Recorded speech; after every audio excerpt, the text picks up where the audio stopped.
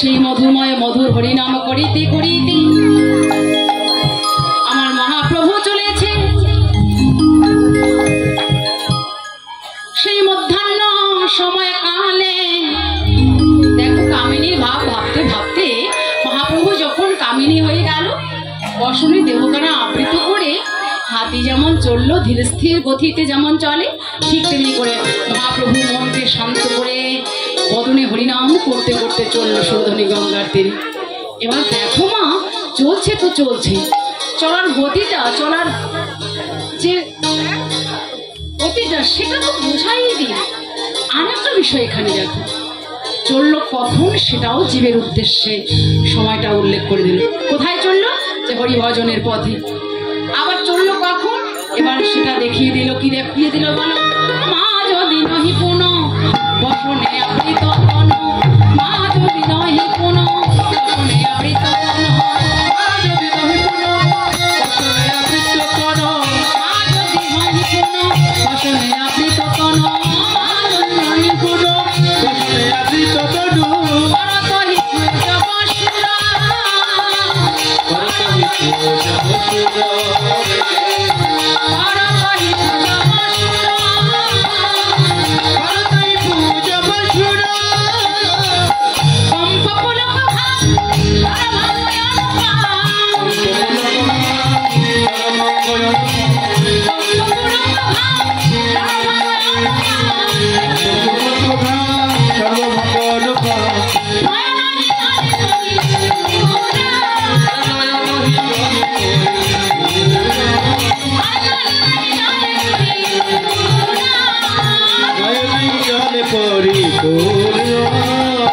এবার দেখো, মা যদি নহি পুন বসনে আবৃত তন, করতহি পূজা বসুরা। কামিনীর ভাব ভাবিতে ভাবিতে মহাপ্রভু কামিনী হয়ে যেমন হরিনাম করতে করতে চলল নদিয়ার পথে পথে সুরধনী গঙ্গার দিকে। ঠিক সে সময় আমার মহাজান লেখেন, প্রভু শুধু চললই না, অমা হরিভজন তো আমরা সবাই করি, তাই না? অজামিলও করেছিল, কিন্তু আমরা হরিভজন সবাই কম বেশি করি। কিন্তু দেখো, সময়ের সাধারণ সময়ের ভজন যদি সময় মতো না হয়, তাহলে কিন্তু সেখানে সাফল্য অর্জন হয় না। কি করে বলো তো? শাস্ত্রে বলেছে, বাল্যকালে ভজে কৃষ্ণ কৃষ্ণ পাইবার আশে, কৃষ্ণ পাইবার আশে, যৌবন কালে ভজে কৃষ্ণ আসে কি বা না আসে, বার্ধক্য কালে ভজে কৃষ্ণ শীতদমের তরাসে, শীতদমের তরাসে। বাল্যকালে ভজে কৃষ্ণ কৃষ্ণ পাইবার আসে। তাহলে দেখো, আমরা যে ভগবান পাবো, আমরা যে ভগবানের আরাধনা উপাসনা করব, আমরা যে হরিভজন করবো, সেটা আবার সময় উল্লেখ করা হয়েছে শাস্ত্রে। কেন? তুমি সত্যি সত্যি পেতে চাও, তাহলে একটু সকাল সকাল, মানে বাল্যকালে। সকাল সকাল বলতে কি? অর্থাৎ যেমন আমাদের এই জগতে দিনটাকে তিনটা ভাগে ভাগ করা হয়েছে, মানে সময় কালটাকে, দিনের সময়টা কালটাকে তিনটা ভাগে। একটা হচ্ছে সকাল, একটা হচ্ছে দুপুর, আর একটা হচ্ছে সন্ধ্যা। বলছে ঠিক তা আমাদের এই দেহের মধ্যেও যে একটা আমাদের জীবন বেলা পেয়েছি, এই বেলাটারও তিনটা ভাগ করে দিলে, তোমার বেলা উদয় হয়েছে জীবনে, বা তুমি যে একটা জীবন পেয়েছো, দেহ পেয়েছে, এই দেহ সময়কালটা হচ্ছে তিনটা ভাগে ভাগ করে। একটা হচ্ছে বাল্যকাল, একটা হচ্ছে যৌবনকাল, আর একটা হচ্ছে বার্ধক্যকাল। তো শাস্ত্রে বললো যে সময়টা হরিভজনের শ্রেষ্ঠ সময় হচ্ছে বাল্যকাল। কারণ কেউ যদি হরিভজন করে ভগবানকে খুব সহজে বা খুব তাড়াতাড়ি পেতে চায়, তাহলে সে বাল্যকালেই যেন, অর্থাৎ সকাল সকাল যেন ভজনটা শুরু করে। কারণ সকালটা যখন গড়িয়ে দুপুর হবে, দুপুর হয়ে গেলে কি হবে গো? দেখবেন আমাদের বাল্যকালটা সুন্দর করে হেসে খেলে চলে যায়।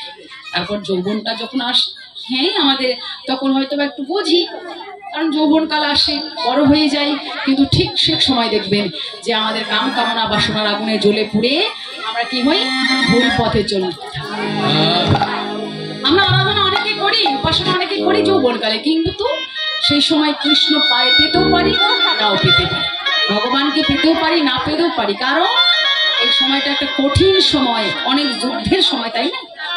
এই যৌবনকালটা, এই যে সুরজ পূজা, মধ্যাহ্ন কালীর লীলা, মধ্যাহ্ন কালীর লীলা, সূর্য পূজা মানে দুপুরের লীলা, সূর্য পূজা, সুরজ পূজা। সু মানে সুন্দর, রজ মানে রমণী, আর পূজা মানে হচ্ছে আরাধনা।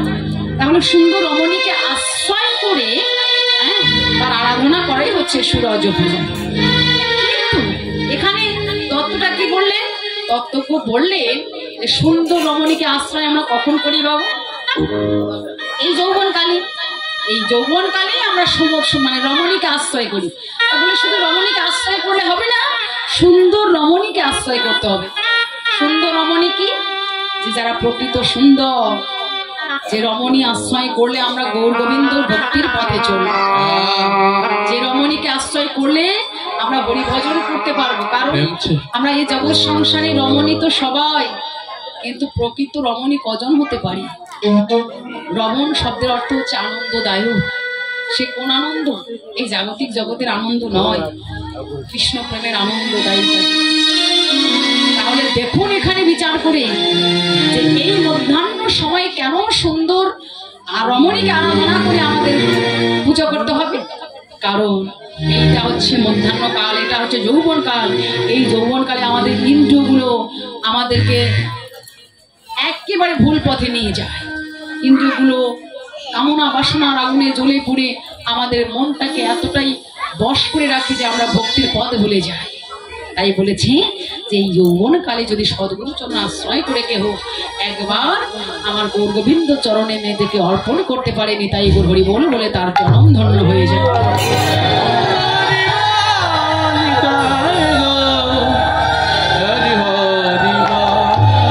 তাই বললো যে আবার যদি যৌবন কাল ফুরিয়ে যায়, বার্ধক্য কাল আসে, তখন দেখবেন বাবা, বার্ধক্য কালে যখন আমাদের আসে তখন আমাদের ইচ্ছে থাকে কিন্তু উপায় থাকে না।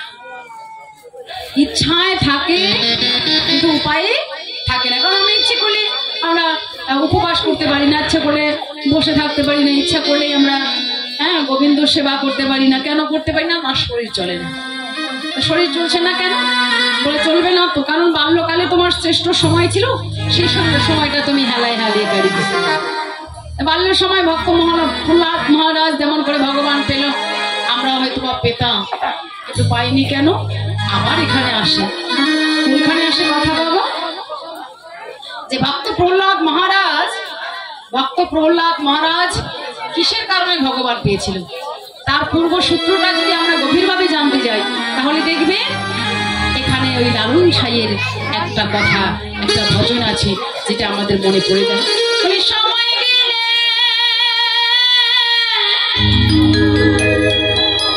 সাধন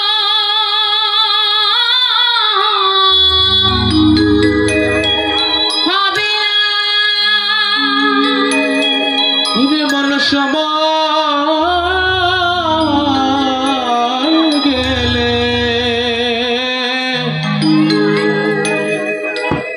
সময় গেলে সাধন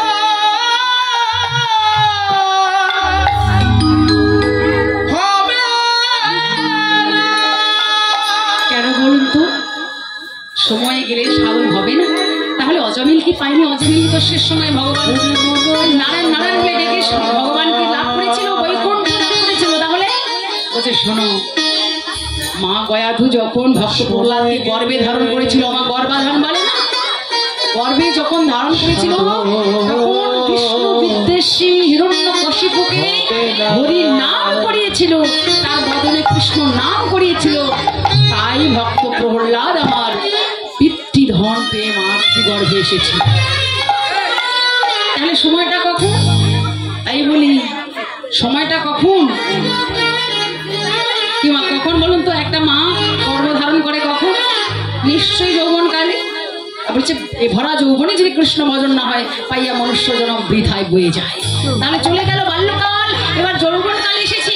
এটা যেন হেলায় হারিও না। এই যে মধ্যাহ্ন সময় মহাপ্রভু যেমন কামনা বাসনা পরিত্যাগ করে গোবিন্দ ভজনের কামনা, হরি ভজনের কামনা নিয়ে চলছে, তেমনি করে দিন থাকিতে দিনে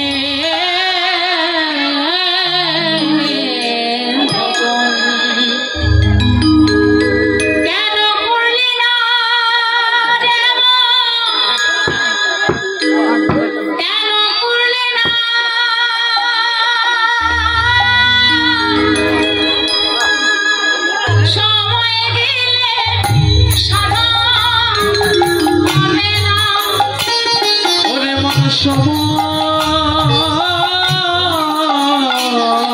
গেলে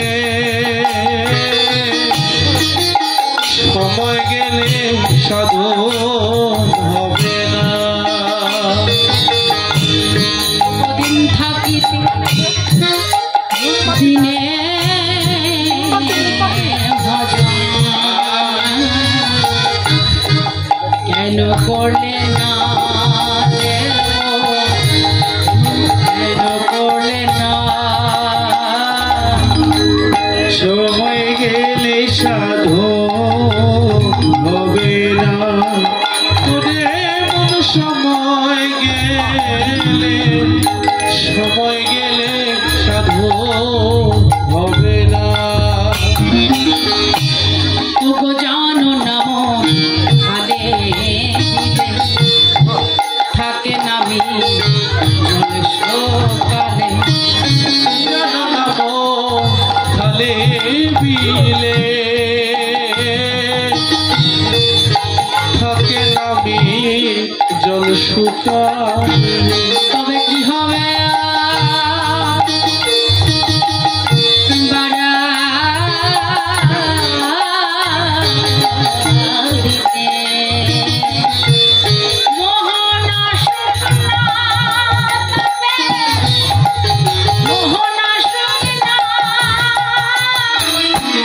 সময় গেলে সাধন হবে না।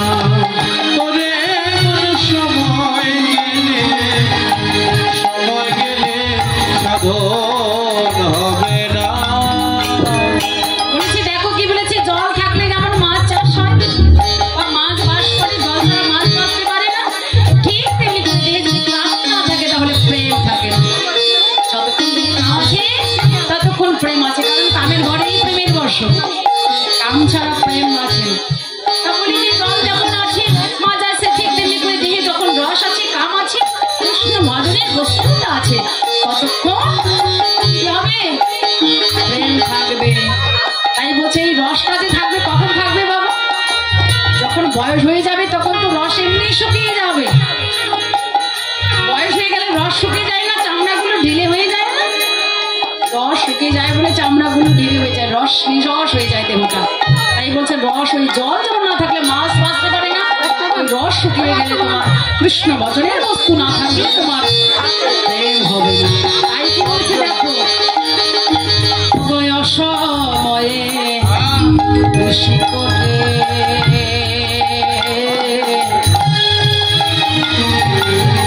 ওগো মিছে মিছি খেতে মরে, অসময়ে কৃষ্টি করে